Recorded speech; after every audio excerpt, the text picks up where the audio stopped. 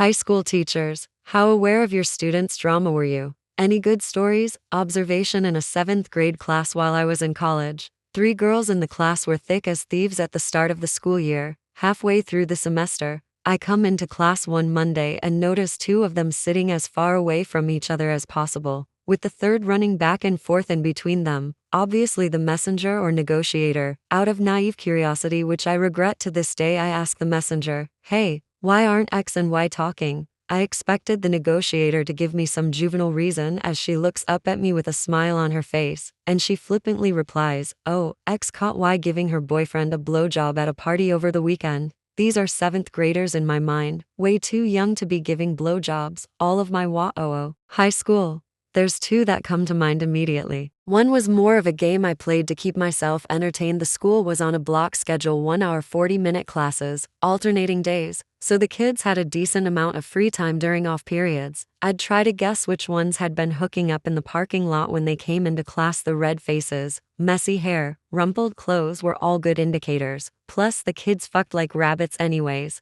They were high schoolers, kinda twisted, but I was bored and needed something to do. 2 involved one of my students who, at first glance at the beginning of the semester, seemed like a high-maintenance rodeo diva, pretty, popular, attitude and the big belt buckle. She actually wound up being a total sweetheart and a very determined student, even though she wasn't the most academically gifted. I overheard her one day mentioning to one of her entourage that her birthday was in a couple weeks, and since I try to pay attention to that sort of stuff with my students, I made a note to myself. The day arrived, and at the end of class, as the students were getting up to leave, I walked up to her and said, "Hey XXXXX, I heard it was your birthday today. Happy birthday." She looks at me, stock still and stunned, and for a moment I think I fucked up as her eyes tear up. She looks at me and says, "Mr. Grayside Jedi, you're the only person today to tell me happy birthday. Not even my parents did." That one hit me in the feels. All those people she had hanging around her, and none of them, not even her parents, had wished her a happy birthday. She asked for a hug, and even though this was in the midst of the majority of the girls in that high school trying to fuck me to win a bet, and I was paranoid as hell about even being near female students, she got a damn hug, per kid.